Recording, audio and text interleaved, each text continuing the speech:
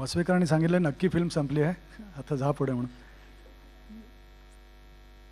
तर डॉक्टर भूमकरांना मी विनंती करतो व्यासपीठावर यावं. पूर्वी मला वाटायचं की उपजीविकेसाठी जे काही करतो आपण डॉक्टर म्हणून, त्याशिवाय काहीतरी वेगळं लष्करच्या वाकड्या करण्यात मी एकटाच आहे, पण हे भूमकर माझ्याहीपेक्षा वरचढ आहेत. ते फार छान छान कथा दिल्लीपासून अगदी महाराष्ट्रभर बऱ्याच ठिकाणी त्यांनी सांगितलेल्या आहेत. दुःख नावाची ओबाव्यांची एक गाजलेली कथा, त्या डॉक्टर वसंत भूमकर, डोंबिवलीचे सुप्रसिद्ध आयुर्वेदाचार्य, कथाकथन.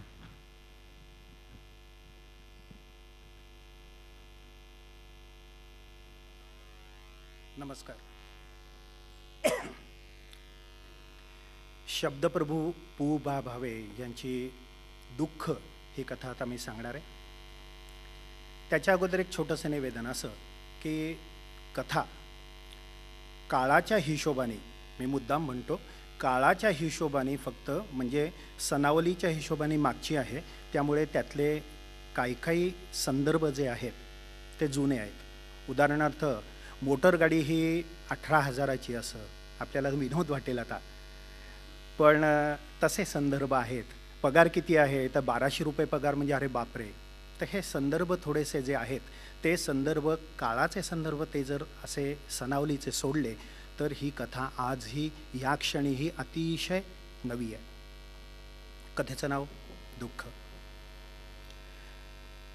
या क्षणी सारी सभा माझ्या ताब्यात होती. सारं सभागृह मला हवं तिथे हसत होतं, हवं तिथे टाळ्या देत होतं आणि हवं तिथे तटस्थ होत होतं. 2च मिनिटापूर्वी तालबद्ध टाळ्या आणि शिट्ट्यांनी माझं स्वागत करणारा श्रोतृवृंद आता माझ्या युद्धाच्या आठवणी ऐकण्यामध्ये अगदी तल्लीन होऊन गेला होता. खरं सांगायचं तर मी याच महाविद्यालयाचा माजी विद्यार्थी. कोणाच्याही तसा ध्यानात आलेलो नाही, कारण आमच्याकडे ना संपत्ती ना बुद्धी. हां, लक्षात यायचो ते 6.5 फूट उंच आणि रगेल अशी देहयष्टी ह्याच्याचमुळे. महाविद्यालयामध्ये आणि त्याच्यानंतर कारकुनीची नोकरी करताना मी लोकांच्या ध्यानात यायचो ते ह्या यष्टीमुळे, आणि त्याच्यानंतर एक चेष्टेचा विषय बनायचो. सगळेजण एकच म्हणायचे, याचा मेंदू आणि ह्याची देहयष्टी याचं व्यस्त प्रमाण आहे. पण त्यानंतर दुसरं महायुद्ध सुरू झालं. दुसऱ्या महायुद्धामध्ये सैन्य भरती सुरू झाली. सैन्यात भरती घडून घेणारा जो अधिकारी होता त्याच्या नजरेमध्ये भरली ती माझी देहयष्टीच. इंग्रज सरकारला मेंदूच्या फालतू चौकशा करायला वेळ नव्हता आणि रस नव्हता. त्यांना मरायला माणसं हवी होती आणि मी मरायला तयार होतो. मला कमिशन मिळालं. पहिले इटालीमध्ये गेलो, नंतर दक्षिण आफ्रिकेमध्ये गेलो, नंतर जर्मनीमध्ये सुद्धा गेलो. दुसरं महायुद्ध सुटलं आणि त्याच्यानंतर कमिशन घेऊन मी ज्या वेळेला परत आलो त्यावेळेला साहेब झालो होतो, मेजर शरदचंद्र कर्णिक. आणि उडाणटप्पू म्हणून ज्या महाविद्यालयामध्ये मी प्रसिद्ध होतो त्याच महाविद्यालयामध्ये आता मी प्रमुख पाहुणा म्हणून हजर होतो. माझ्या युद्धाच्या आठवणी ऐकण्यामध्ये सारा श्रोतृवृंद अगदी तल्लीन होऊन गेला होता.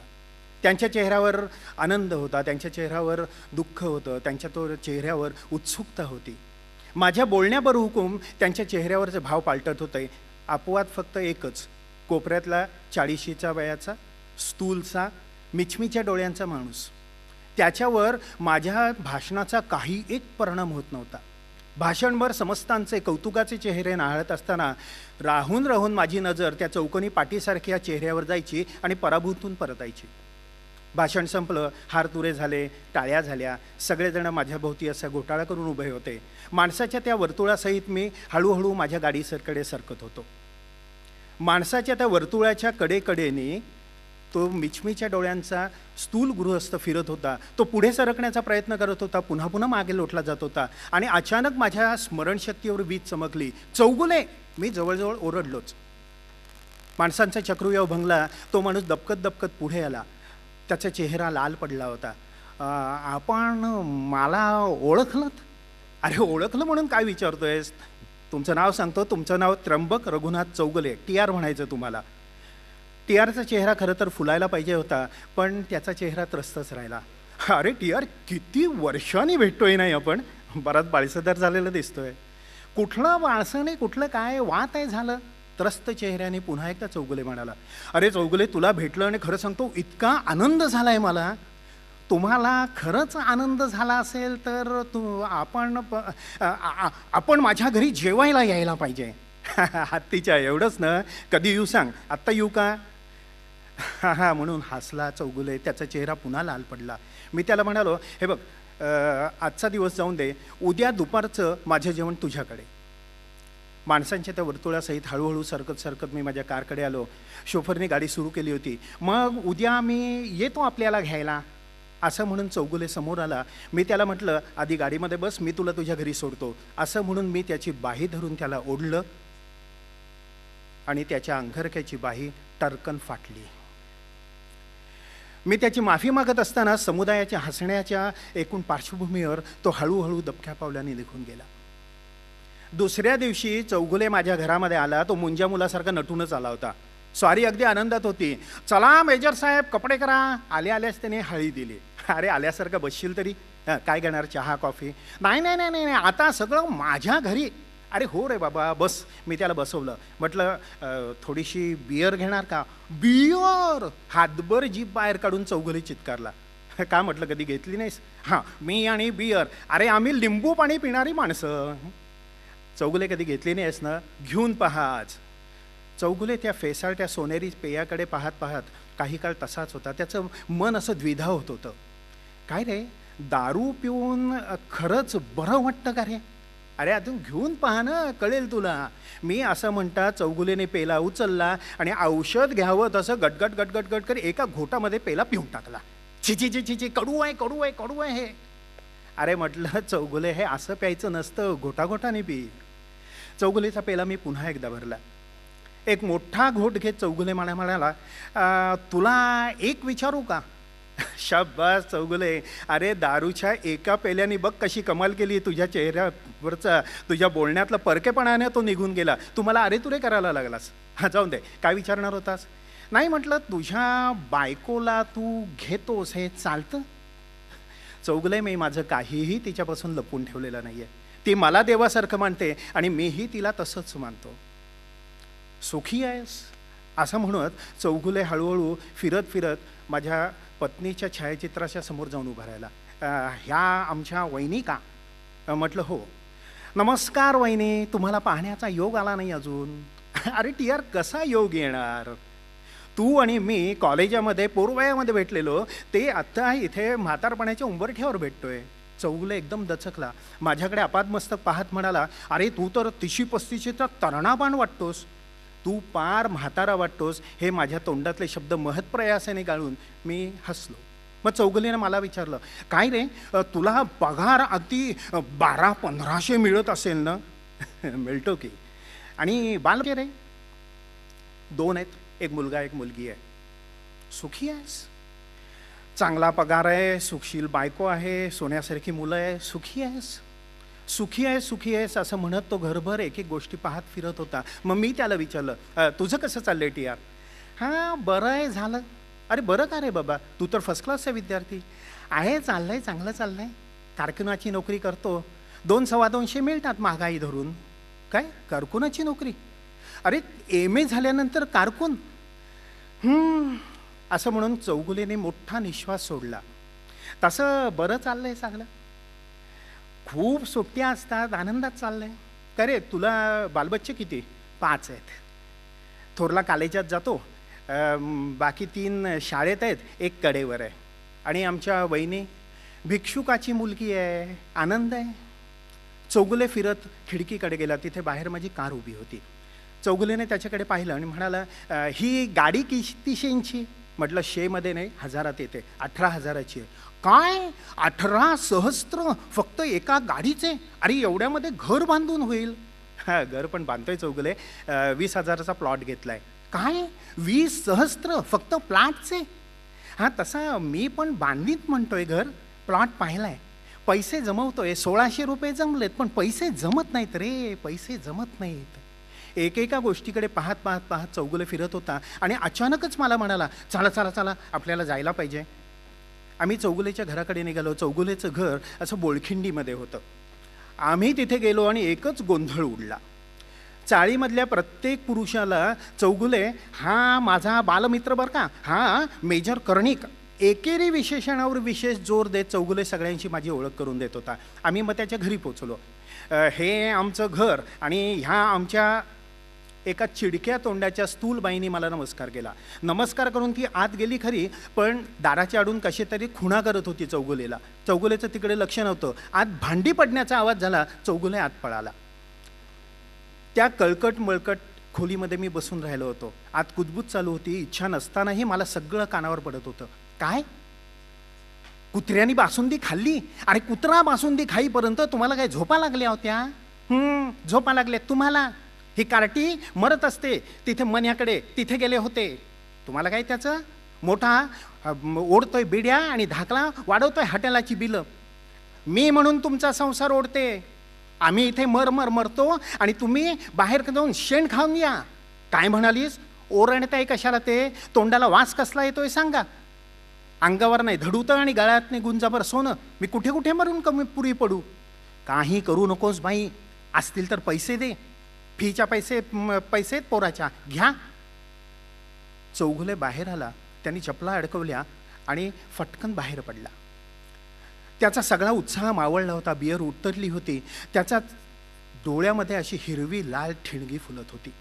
थोड्या वेळानं चौगुले आत आला. त्याच्या हातामध्ये कळकट रुमालाखाली धरलेलं काहीतरी भांडं होतं. तो आत गेला आणि चौगुलेच्या बायकोचे स्पष्ट शब्द माझ्या कानावर आले. परवडत नाहीत तर बोलवावेत कशाला पाहुणे? जेवायला बसलो आम्ही. खरे मी काहीतरी बोलण्याचा प्रयत्न करत होतो. बोलणं शक्य नव्हतंच मुळी. चौगुलेचा घुमेपणा परत आला होता आणि ज्या नजरेने सभेमध्ये तो माझ्याकडे पाहत होता त्या नजरेने आत्ताही पाहत होता. त्या बाजारी बासुंदीकडे मला पाहवत नव्हतं. मनोमन जेवणाला मी नमस्कार केला. त्याची मुलं मला करत ती बासुंदी मागत होती. बायको त्याची भांडी वाजवत होती आणि तेवढ्यातच बाहेरून आवाज आला, टिंबू नाना आज तरी आहात का घरी? हे स्वर कानावर पडले रे पडले. घरामध्ये एकच गोंधळ उडला. वाढण्याचं काम तसंच टाकून त्याची बायको बाहेर पडली आणि हातात खरकट असताना सुद्धा खरकटे हात घेऊन चौगुले बाहेर गेला. हे पहा, माझ्याकडे पाहुणे आलेले आहेत. मग कळवून द्या तुमच्या पाहुण्यांना तुम्ही कसे आहात ते. 6 महिन्याचं भाडं तुंबलंय कोणाला म्हणताय? देत नाही भाडं. जा माझ्यावर फिर्याद करा. चौगुले, मी फिर्याद करणाऱ्यांपैकी नाही. तुमच्या मागे गुरखा लावीन. गुरखा आहात कुठे? हे पहा, चौगुले समजावणीच्या स्वरामध्ये म्हणत होता. दोन्ही स्वर हळूहळू लांब गेले. मी ताटावरून उठलो, बाहेर आलो. थोड्या वेळात चौगुले परत आला आणि माझा शोफर एक 15-16 वर्षाच्या मुलाला घेऊन आला. साहब, ये लड़का गाडी पे पत्थर मारता था. चौगुलेने त्या पोराकडे पाहिलं. हा माझाच मुलगा असं म्हणून त्यांनी धडाधड त्याला मारायला सुरुवात केली. म्हटलं, चौगुले अरे कशाला मारतोयस? नाही मेजर साहेब, चुकीला शिक्षा ही व्हायलाच पाहिजे. अरे लहानपणी सगळेजण असंच वागतात. हो, पण मोठेपणीच कोणी मेजर होत नसतात.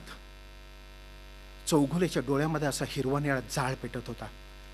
चौगुलेला मी पटकन ओरडलं. म्हणलं, चौगुले, तू माझ्याबरोबर माझ्या घरी येतोयस आत्ता ह्या क्षणी? नाही मेजर साहेब, नाही. मी माझी लायकी ओळखायला पाहिजे होती. मेजर साहेब, नाही येणार मी. तुझा मेजर मेला, चल माझ्याबरोबर. मी ओढतच त्याला माझ्या घरी घेऊन गेलो.